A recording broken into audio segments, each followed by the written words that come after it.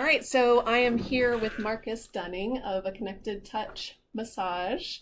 And I just want to kind of tell you a little bit about what I'm doing just so that you understand my purpose and what I'm all about. So I am starting a business where I am trying to connect light worker practitioners with people who are experiencing a spiritual awakening and people who are getting connected with their journey, their path, and getting connected in that way. And in providing massage and sound therapy, and I'm not sure what all modalities you incorporate here, but I'm sure we'll get to that. I just want you to know that I'm like an open book as far as what kind of information you provide as answers to this.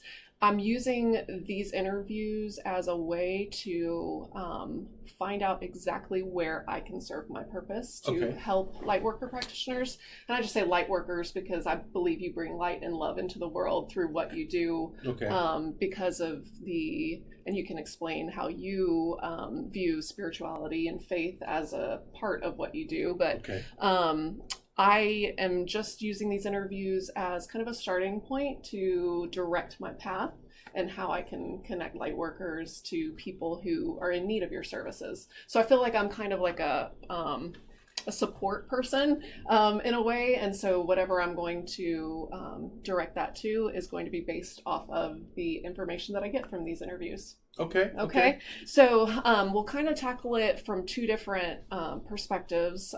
So, there's the spiritual seeker side of things and like what your spiritual journey has been like and your faith journey. And how that's led you to what you do. And then, of course, from the practitioner side, what you feel like you're doing, your mission, your goals, your vision for how you're helping people heal and things like that. So we'll just kind of go from one side to the other and shift in that way. Okay. All right. Did you have any questions before we started? So what's your experience with light workers? Okay. Well, this will probably take a very long time to explain, but through my spiritual awakening, which has really only been over the last 3 years, I'm fairly new in belief, but it's been kind of a whirlwind. My experience has been everything from people who provide the types of services that you do for healing, like for physical healing through different modalities like sound, touch, things like that, but then also people who connect to spiritual realms. So connecting to divine sources of energy like angels, archangels, things like that for divine wisdom, people who channel wisdom to others, things like that. So I have experienced and been in contact with people who do everything from the physical to the metaphysical. Okay. Yeah. Okay. All yeah. right. So I'm completely open to wherever this leads as far as that goes. And I love a good metaphysical conversation. So if that's where it leads, I'm totally cool with that. All right. So, and I like to also just kind of stay as neutral as possible so that you feel like you can provide your responses and just be as open as possible with the direction that you want to lead it. Because I don't want to lead you in how you answer the questions. Okay, so I want you to think back to the moment when you first realized you were going through a spiritual awakening. And I say that because a lot of people kind of tend to have shifts in their faith, but it may have not have been an awakening for you. It may have been moments where it kind of geared you to this path. What kind of experiences did you have? What were you feeling? And what was the first thing you did after that realization? It's something that, I thought was normal. I was kind of born into this. My first realization of my spiritual awakenings, I guess when I was like a kid, maybe 4 or 5 years old, I used to dream about flying all the time, just projecting it. And so when I fly and I'll go and see different things, see different people, and I come back, and wake up and I can tell from my vivid dreaming, out of body dreaming, what happened and be accurate. So I thought that was first. I thought it was something that everybody could do. Then later on, as I dove deep into learning about the metaphysical part of it and the astrophysical part of it, that it was unique. Mm-hmm. And so my path led me to massage therapy. And in massage therapy, I found the different modalities using touch as a medium to really bring people, to connect people. And when you touch a person, when you really get into the energy of the person, I realized that, I felt like I'm going into another dimension, the dimension that they vibrate on. Mm-hmm.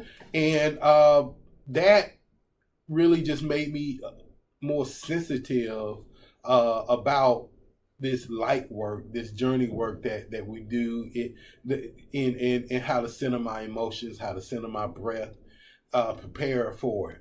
A recently epiphany that happened is that I have vibration. I've been using kind of vibrational tools throughout my whole practice, using bells, using bongers. It's kind of like a drumming instrument when you just beat on people to really, I thought most people call it a muscle tenderizer, but it was creating a rhythm. Uh-huh. It was the rhythm of it that also put a person back in line with it. So, but recently I discovered that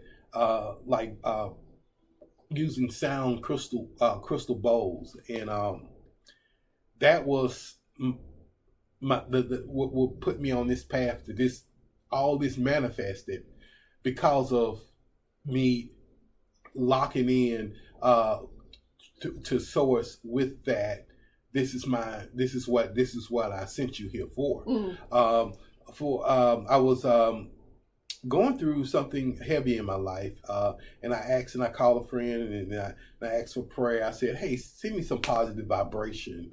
And she said, "I was going to call you and ask you to do the same thing." So we prayed for each other, and immediately after I prayed, I just heard a loud, audible voice and told me to go to this place called Mike's Merchandise in Pelham. Mm-hmm. And Mike's Merchandise, I know that place. You know Mike's. And so I went to Mike's, and I was walking around. I was talking to a friend of mine on the phone, a colleague on the phone. He had just did a sound bath workshop to get a certification in it. Mm-hmm. So I'm talking to him. We're talking about the certification, and I'm walking around Mike's, and I see a set of 7 bowls. Mm-hmm. And I said, "Man, I had these bowls in my cart on Amazon. Yes, for 10 times as much money. They were about $700, mm-hmm. And they had it for Mike's for the whole 7 sets for $110. Mm-hmm. And I said, okay, this is divine. This how God speaks to me through deals. Yes. It's only through deals. And so and I started, I bought the bowls and started playing with them, and immediately I got a revelation about the book of Revelations, about the crystal city. And it was 7 bowls, and it represents the 7 sockers in the 7 churches of Asia Minor, and how the different notes had a different healing properties to it. And I said, oh. And then I thought about the 7 candlesticks and the forgiveness, and so it was a lot of representation of 7 in the Bible. Yes. And here God blessed me with these 7 bowls, and they was all made of crystal quartz. And so, and I thought about the New Jerusalem. And so I'm saying, like, this is a way to really usher in the New Jerusalem in people's life, and give them sort of a way of healing through vibration and through frequency. Mm-hmm. And it dropped that about the 144,000 is a frequency, not just the people that was going to be about. And so I said, oh, okay, now this is going to be very different, because my background, my father is a minister, my grandfather, uncles are all ministers. Tell me about that difference between how you were raised. Was it different than how you were raised? It most definitely was different from traditional going to church. But like I said, I knew that, what it taught me was having your own authentic self, which is what sets you apart. Don't be trying to hoop and holler like everybody else. If they said, "Thus said the Lord," if you have all the different sermons and you tune in to kind of all everybody's preaching a certain protocol, if that doesn't fit you, then don't put on that suit. And put on the suit that fits you. It's kind of like David fighting Goliath, and Saul was going to give him his armor and say, "No, I'm God. I'm God with my slingshot." And so I knew that to always home in and know what's really me, and what in the tools that God has placed in me. So I hadn't, I was okay being called weird. I was okay being looked at different from people. I had got used to it. So, and it's just another thing, Yeah. So, well, that's beautiful. And I'm hearing messages in this that I need to be hearing right now. I just want you to know that there are messages coming through that I've been grappling with that. Anyway, it's just divine timing for us to meet. Okay, I did want to ask about, so connecting it to the original like dream world, do you still have the dream world? Oh, does it still, I don't know, do you receive messages about all day long? Okay. Not all day, all night long. So, and so what I realized that, we was taught growing up this nursery rhyme, life is but a dream. Row your boat gently down the stream, and so you realizing that the sleep part of you and the wake part of you is just two sides of a different coin. We exist in both realms, and so we just kind of been taught to kind of not really or drown out that spiritual realm of us when we sleep. Right. So just so happens that some of us will have a stronger awakening, a stronger truth to feel about that. And so I was, I guess I was dropped on my head as a baby. And then you got activated. And it got activated. That's what I always equate to. My mom was telling me a story about how I fell down all these steps. I said, no, I hadn't been right since. You know what I'm saying? Look what my head could do. No, I was just, And so that in the half the duality, knowing that that we exist on both planes simultaneously, and we're not separated. It makes it a lot easier for us to go into the dream realm, up to the sleep realm, into that dimension, and correlate to what's happening in the wake dimension. It's that say now, and I say it's easy because it's easy for me. It's easy for you, But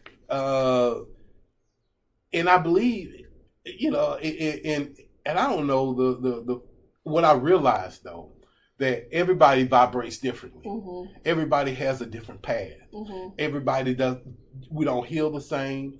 We don't gain the same weight. You may eat some cake and you stay fine. I ate some cake, I may swell up because of it. So none of that is not the same. So what I realized that we got to be okay to discover our uniqueness and flow good into the uniqueness of it. So. Yep, I love that message. Yeah.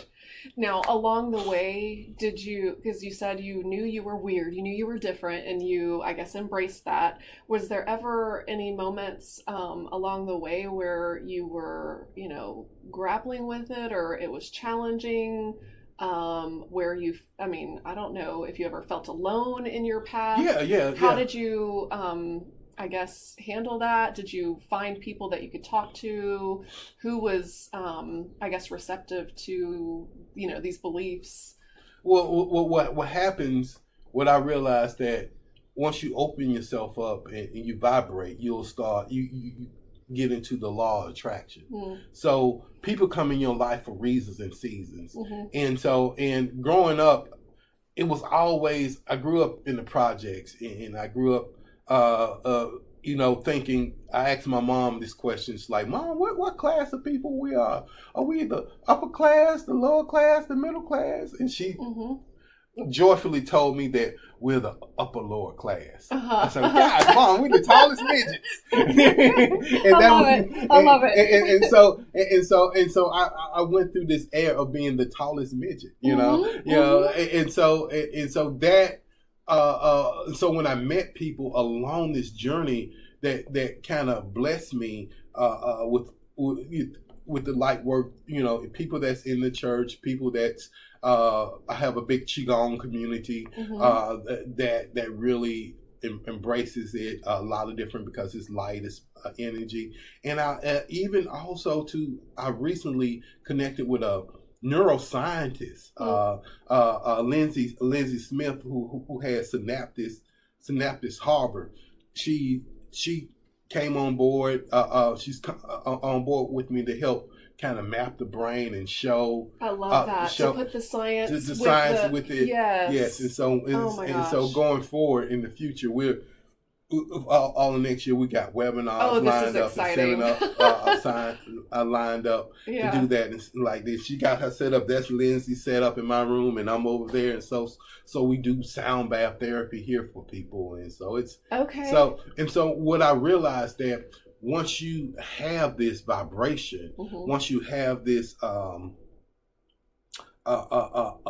niche, and you know it's that everything lines up the way it's supposed to. You know, we used to have a thing, well, you know, all fall in place. And I said, well, nothing falls.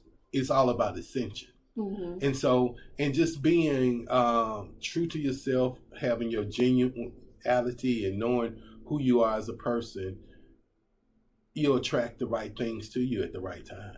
So do you feel all along the way that you did just, I guess once you accepted, you know, who you were fully, you started just attracting the people that you needed in your life? Okay. Yes. And what did that look like? Like, what kind of people were you able to meet with along, like when you were first starting out and you were like, oh, what is this going on? Or, you know, or maybe when you came to the realization that everything's energy and then it was all revolved around energy, like, so you meet people on different different, like on a pendulum switch. Some people are always left, some people are always right.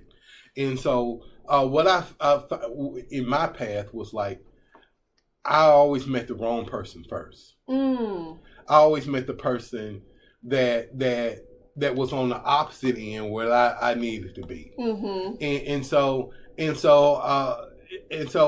you know, they maybe meant good or seemingly had good intentions, and it was just the wrong person for the journey that my path was on. So and then right after that, I met the right person. Okay. So it was like boom, boom. So I almost noticed like a pattern. Yeah. You know what I'm saying? Oh, I'm gonna do this, that for the person. And come up wrong. You got burned. The next person you come in, because the heart and genuine was not for me. It was always to help other people. Then I get blessed with the right person, you know? Yeah. So that's it. So not afraid of making mistakes, not afraid. Matter of fact, it's like the litmus test, you know, you have to have the winner to balance the spring. And that's how I look at when I come into different energies of people and stuff, you know, not I don't like saying that's a negative person. That was just not the right vibration for me. Yeah. And it could have was the right vibration for me to learn a lesson. Exactly. You know. Yeah. And that's kind of how life does you. You know, once you plant a seed, you're in the ground and everything's dark. And you don't think, you know, you're covered up with dirt, and you don't know that the rain keeps on coming, and eventually, you know, you feel like it's getting moist and you want to break out your cell and push past the dirt, and you touch sunlight and you grow up to be this beautiful tree. Yeah. But you can't find that. You don't see that while you're in the dirt. And sometimes people do that to you. Sometimes people will be that dirt, and really, point blankly, they'll be the shit that you need to fertilize for your growth. Yeah. And learning that, you know, that's and not to take it personally. And that's been the best key. That's how I kind of transcend a lot of the emotions. It's like, don't take it personally. I count it all joy, and that's kind of. When do you, like, did you always have that belief that this is all for me? Like, as in, even the people that I meet that are not vibrating at, Yes. a high level, or like these people are challenging, or, I mean, we all encounter people who are difficult for us, but those are the people we should love, But did you ever have a shift of mindset on that? Or did you always feel like these people are arriving for me, not against me? You just said something to me that resonated. I probably just had it right now when you saying it. I never equated it. I used to just call it, all things work out. All things work for the good of them who love God. So no matter what's happening, because I love God, it's all for my good. And so and it's the analogy of the olive seed. Before you get olive oil, it has to first be pressed. It has to be crushed. Yes. It has to be grinded to get the oil out and stuff. And so same thing with a diamond, right? Exactly, exactly. So, you have to go through a process. Yeah. And so enjoy the process, enjoy the journey. And I found out, and once I started to learn to do just that, helps me out a whole lot. Oh yeah. Absolutely. Yeah. And that coming to that full surrender of like, well, it doesn't really matter what I think I should be doing. I'm just going to take the steps that are, guided to me, and then, it's all going to work out either way. Whether it's what I think it should be or not, it's going to happen the way it should. Yes. Yeah.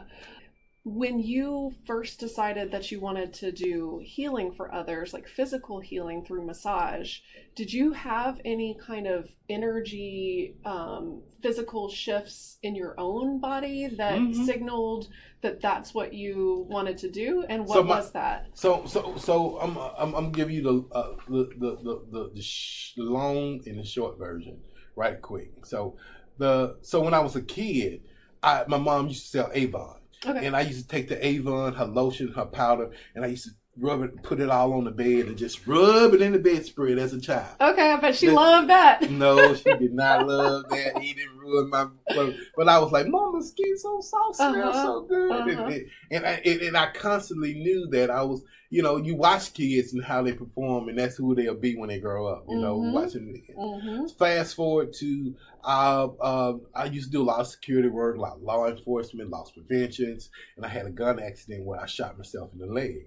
So and so after the gun incident, I just gonna change my career in law enforcement, and a colleague got me a massage for the first time, and I was like, wow, that felt real good. And I noticed that, I had the neuropathy, I had everything going on with being shot in the leg, and I needed a career change. I went to church one day, and the pastor was talking about life is full of swift transitions.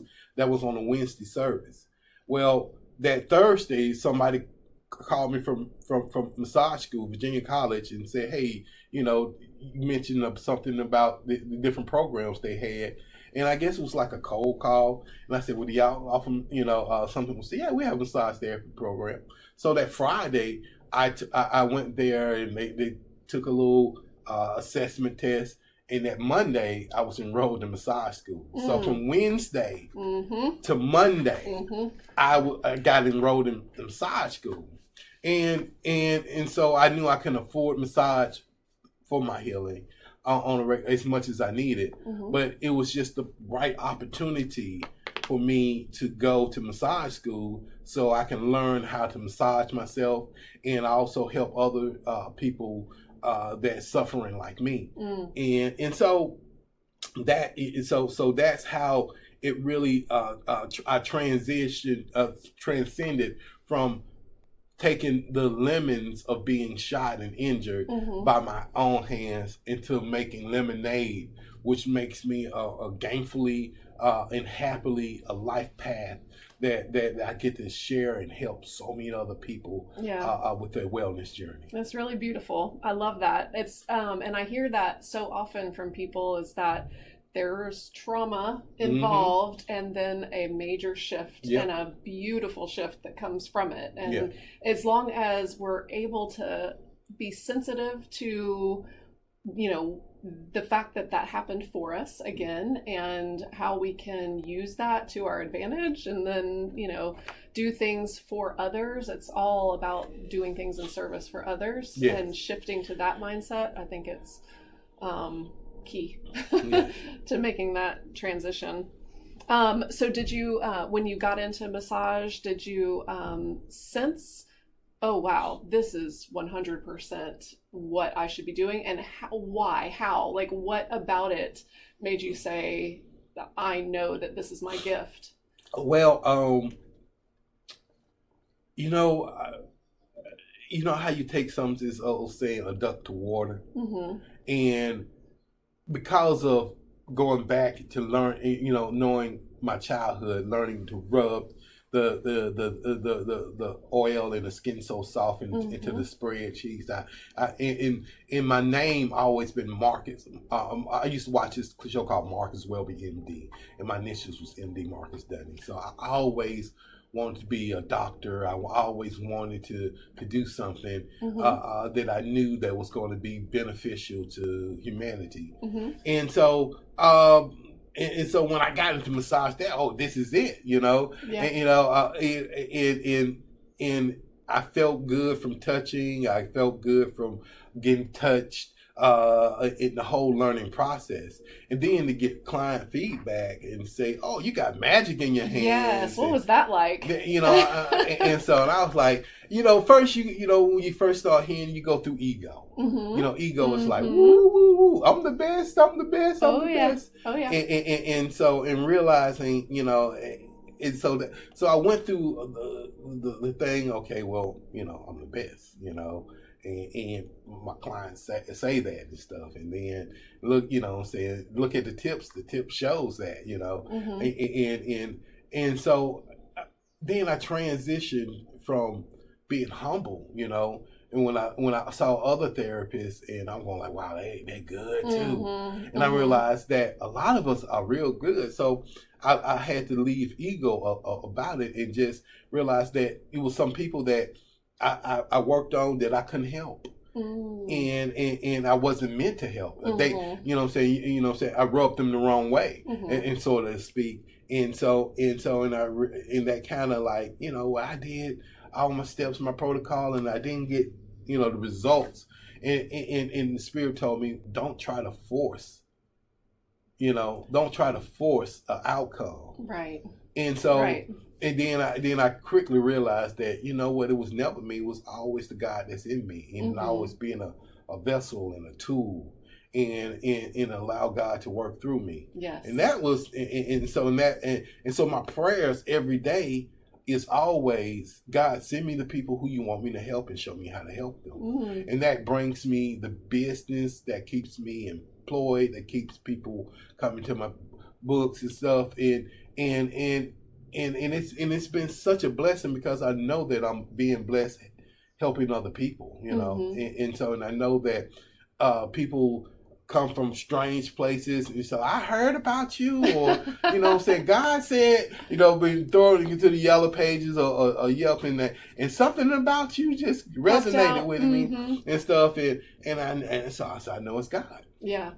And that's amazing to be at that place too, where you say, okay, I surrender to you to bring the people who do resonate with me, and everybody else will find their people. Exactly. Because you're not trying so hard to reach all the people, because there's, different healers for other people and what they're going through, and you have your gift for the people that are intended to receive it. So, yes. Okay. Did you, along the way, seek out any kind of spiritual light worker practitioners to assist, other than, I know you went to massage school. Yes, Were there any other kind of practitioners that you sought out for further development? Most definitely. What I guess Jeff Primack was he's a qigong instructor, Right. Okay. and so constantly like as a mentor Mm-hmm. for me in light work because he put us all in one room. He lived with thousands of us in one room, massage therapists and energy healers, and so community was formed, and there's other people here in Birmingham that I come across paths with, and we kind of link up and vibrate and resonate to high spaces. Yeah. And here in Birmingham, I have a sister out in Alabaster that was very unique. Eileen, she has this place called Creative that's in downtown Alabaster, and then she does what's called yoga therapy. I got a yoga therapy session with her, and she got a sound studio, and so that helped. And I recently the last person that I'm now just kind of building a relationship with as a mentor. This guy name is Ben Carroll. He actually lived in Birmingham, but he does a lot of Instagram, YouTube videos, doing sound baths and teaching us about vocal work. And we have what's called a meetup on Fridays, so I get to meet with cool. different sound bath practitioners and people, energy healing practitioners. And so we get to bounce ideas and kind of catch up with. So having that community really helps. Yes. So how do you find these people? It's just, or do they find you? It's like a light click on. I mean, I realized that the law of magnetism, attracting what you need to you. Don't chase the dream, attract the dream, or build the dream. From within, right? And all things that you need for your journey will line up. The people will come at the right place at the right time. The people will go at the right place at the right time. Yeah. So you just have to be solid in knowing that it is meant to be. It's meant to be. And solid at that. And so I learned not to go when a person has to oversell themselves to me or something like this. I kind of sort of shy away from that, because it's you're being pushy. Yep. And your program is this, that, and the third, and it doesn't resonate with me. Yeah. I mean, a few. I'm sure you'll tell me what I want for a few $1,000s and stuff like that. Yeah, you're gonna put me at the ace number one. Long as that came. Yeah. Time you're like, I see right through subscriptions, and you got so many vultures out there like that. Yes. And so that's such a good point. Yeah. Because there are a lot of people, even in energy and light work, who maybe, I don't know if I would say they're not authentic, but aren't exactly fully aligned, I guess is what I would say. I would say that too. How do you, how do you determine, and I won't even say the good from the bad because that's, I don't like to. Duality. Yeah. But how do you find your compass of, is it just a gut feeling? Gut feeling. I always trust the gut. And when the gut, and if you're not sure, there's a part of energy work is metaphysical, using a pendulum to ask a pendulum a question. So do you use that? Do you do that? Okay. Yes. Or dowsing or something like that, how they find water in the ground. And so when it's a very deep decision, I consult the pendulum, especially if I know it's going to be some months of forthcoming and some planning. But then, but when you meet a person or you something like that, you just get a leap in your spirit and saying like, okay, and you trust that gut instinct, that natural discernment that's already in you. Yes. So and it's a skill that gets stronger and stronger. It gets stronger. The more you trust, the more God give you the trust for. Yes. So that's what I have learned in it. And so And I mean, I've heard you say that like community is really important for you. I mean, I guess meeting with these other practitioners and you Yeah, guys being able to vibe together yeah. and, kind of help each other.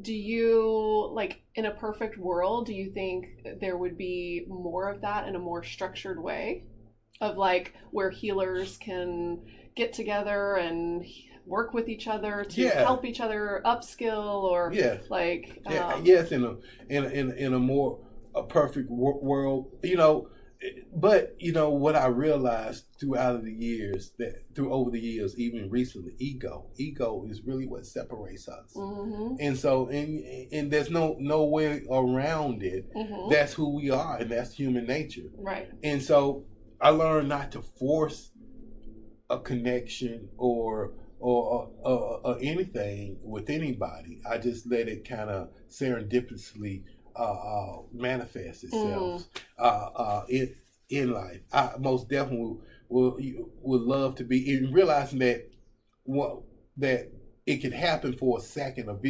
A mass conflict could come in, like the old analogy about. Was with the Will Smith movie with the aliens attack, Mm-hmm, and mm-hmm. and then all the nations got together to fend off for humanity themselves, and so and we'll see that through tragedy brings us together for a brief where we can vibe together to overcome some tragedy, but then soon after we kind of we shift back into our own house of Our own vibration, our silos. silos and stuff. Yeah. And I'm the same. I'm guilty of it myself because I enjoy my solitude Mm-hmm, as well as my mm-hmm. community. Yes. And Talk so to me about that. How do you, I guess, find the balance there? Because a lot of people who are in energy work do prefer solitude a yeah, lot of times just yeah. because a lot of times they're empaths and kind of pick up on the energy of Mm-hmm. others and it can be overwhelming.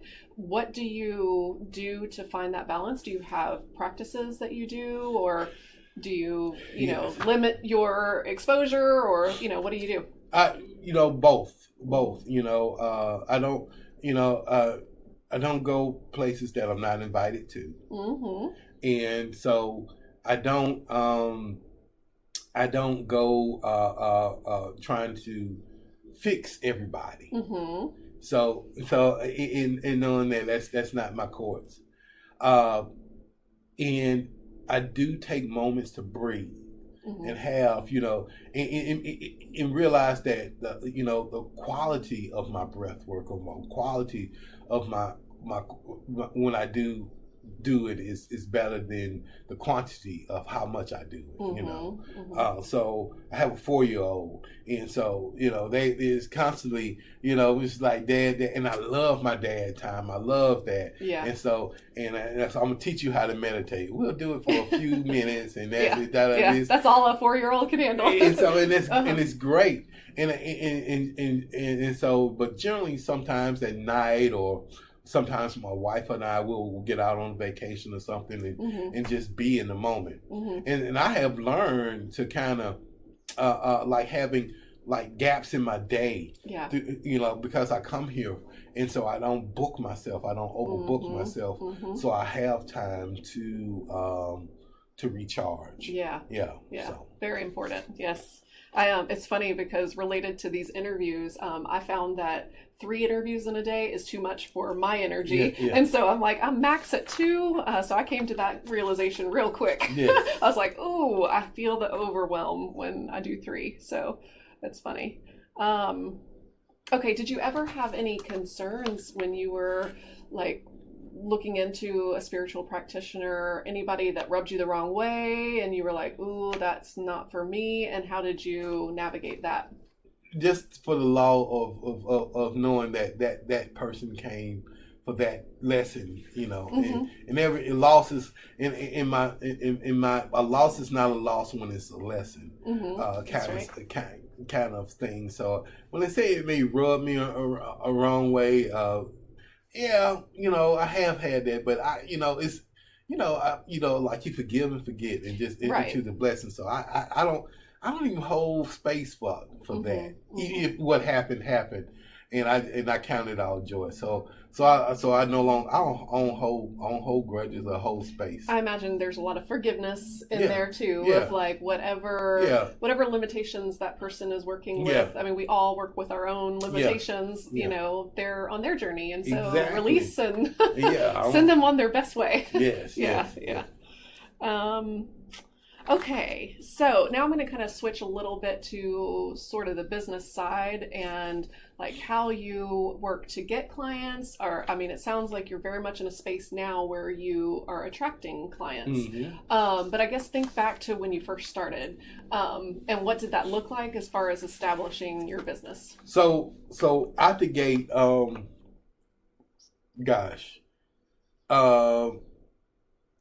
becoming a licensed massage therapist. Mm-hmm. So I graduated from massage therapy school, and I went kind of under the radar for a little while. And then when I got a licensed massage therapist, everything lined back up where I wasn't really struggling to find people. I went worked for Massage Envy, who had a plethora of clientele, and so just doing my due diligence, showing up for people, showing up for myself, and you start attracting people to you. Mm-hmm. They had this big thing when I first got on. I was Groupons, Living Social Deals, and all of that. Yeah. That launched me like crazy. Okay. It launched me. I did everybody loves a deal. So. Everybody loves a deal, and a deal was a thing that really launched me, gave me enough money, gave me enough clientele.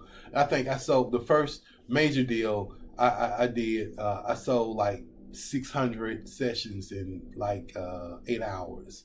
And for $29 a session. Oh my goodness! And wow. so I had a plethora of people, and all I have to do is just show up and service these people, and then I said, okay, well they bought it at this, then won't I sell a package of 3 for the same price? Mm-hmm. And so I did that, and what I was doing, I was building up my skill set and just trying to get a name for myself, let people know in the community or the people around, hey, go see this for that, and I was still trying to home in on what am I going to focus on. It's going to be like more medical massage or more relaxation type of massage, or what do I feel most comfortable in? Right. So you need bodies for that. Yeah. So once I did the Groupons and ready the deals, I learned from what I learned from Massage Envy was to having a membership.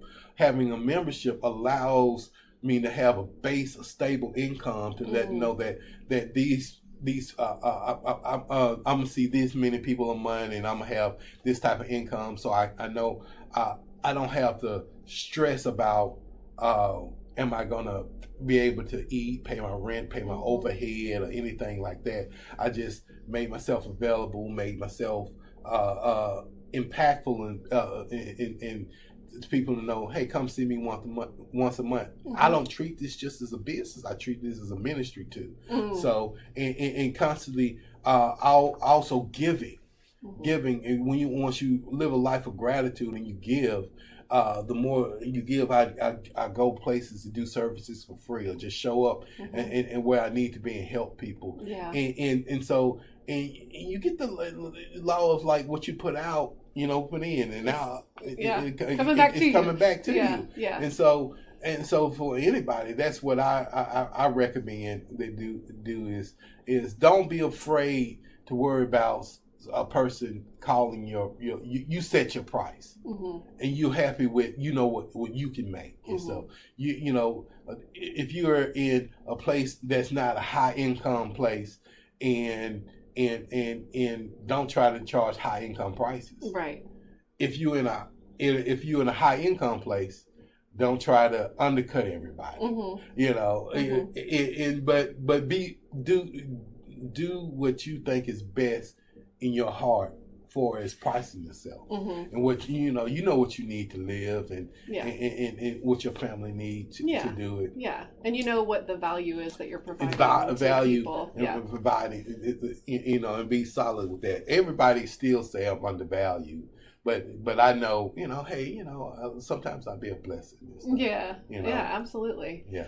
And you mentioned a couple of ways that you continue to work on your own energy. Like, I guess it was is it qigong or qigong? How do you? Qigong. Depends either way. on, Okay. Depends on what who's talking. Who's talking? Okay. Yeah. Okay. So, tell me what that's like. Is that like would you consider that kind of a energy maintenance for you? It is absolutely an energy maintenance. Mm-hmm. It's absolutely a way of aligning your meridians, aligning your spirit. Qigong is called the art of fighting without fighting, mm-hmm. because you battling your inner energy, your inner self, and aligning and vibrating yourself up to light that's on the inside of you. Mm. So whether it be pain, whether it be emotional issues or blockage, Qigong for me really helps all of that through breath, through intention, through moving energy, pushing on the energy. And it allows me to connect more with my clients, mm-hmm. connect more with the energy that's around, the space that's around me. Mm-hmm. So that's why it's art of fighting without fighting, because the flow is going to be disturbed real soon, so leave the area. Mm-hmm. Yes. And so you're able to pick up on the energy and just move out the way. Mm. Or it's like somebody over there, they got some bad vibes, and if you don't watch out, they're gonna shift it on you. Yes. So just before the shift happens, yeah, just leave. Leave or circle yourself up with a protection. And a lot of times it depends on how I feel. Mm-hmm. So maybe sometimes I feel like beating up on people. So it's also a self-defense too. Yeah. No, absolutely. It's a protection. It's a protection mechanism. as well as a proactive type of way of dealing with. Don't wait till you get sick. Right. You do qigong so the sickness won't come. Right. Yeah, that makes sense. And you mentioned someone, and you said you get together with them. Is it virtual? Virtual. Okay. Yeah. So you guys do a virtual session. Meetup. How often is it? It's on Fridays, once a week. Oh, okay, once a week. Yeah. Okay, that's dedicated. Yeah. Okay. Dedication is really what requires a lot of this. Mm-hmm. Showing up, being dedicated, being consistent. So consistency separates the winners from wannabes. Mm-hmm. So if you're not consistent, if you're not constantly showing up, that's right. Then you're not gonna. You're not gonna ascend. You're not gonna ascend. Exactly. Yeah. No, I hear you. That's funny because I have a morning meditation practice, like 5 to 6 a.m. roughly, and if I miss it, I feel it, that day, because it sets my day up for how it needs to be, and so that consistency is really important. So, are there any other modalities other than massage that you incorporate? I know there's sound therapy now. Anything else that you incorporate in your business that's a skill that you've had to develop? Jewelry. Okay. Making bracelets to go along with. I get vision and stuff. I'm always witty. Creativity. Yes. So I start making bracelets that align with the different stones of the earth, and so it also put a lava stone that hold essential oils, and so putting that together. I'm very techie. And so I always add different tools to my practice, so I can have what I call a push button room that allows my clients to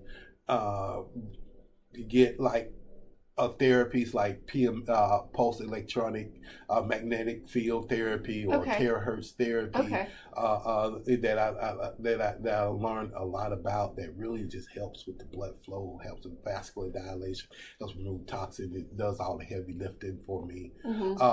And art, and just kind of like retail therapy. Yeah. Like people love money is called currency.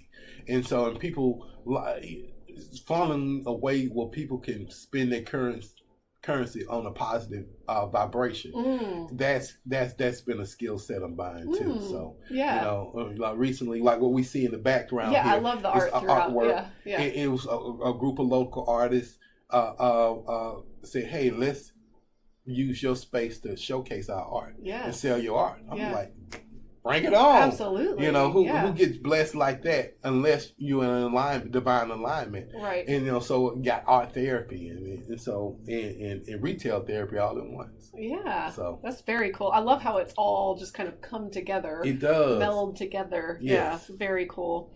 Okay, I guess I'll just leave it. Is there anything else as far as your spiritual development and how you transition that into your practice that you want to share? Just because I, again, am an open book as far as where the direction that my business is going to take to help people like you. Yeah. So is there anything else that you would have loved to have had access to, or you wish you could see in the world that would help light workers? Just, anything that pops into mind where you're like, if only we had this. If only we had this. If only we were taught at a younger age in school more important things about ourselves. If we had the basis from elementary or preschool that signifies of how the earth is alive and how we had the vibration. If we was taught from an early age, I believe that will help a lot of us, light workers and just the world in general. But but we was and that's. If it had that one thing, if I could add, like I'll start teaching chakras for children. Yeah. Chakras for children. So we can all ascend better. Yeah. So yeah. I love that you mentioned that, just because I do have kids also. Yeah. But I've only come to this realization in the last 3 years. So, and they're teenagers. So I'm like, all that time that I could have been, telling them all these things. And, so I'm kind of feeling like I'm catching up with how I'm raising them up now. Yeah. It's a lot different than their first, 10 years or so. So I love that idea of being able to teach this to the youngins. Yes. So that we can raise them up right. Yeah. Okay, well then we'll just leave it at if there's anything else that you'd like to share, and also where everyone can find you. With love and light, everybody. Thank you so much. Heart full of gratitude, a lot of appreciation. If you stayed to this podcast this long, God bless you. Absolutely. You can find me just online. You can Google Marcus Dunning, LMT. That's the easiest way to find me. Name of my business is A Connected Touch. You can find that on Facebook or Instagram. And I just recently started A Connected Vibration on Facebook page that deals with a lot of me playing and everything with the vibrational tune. So that's it. Okay. Very cool stuff. Well, thank you so much for your time. Really appreciate what you're bringing into the world. Thank you so much. Thank you.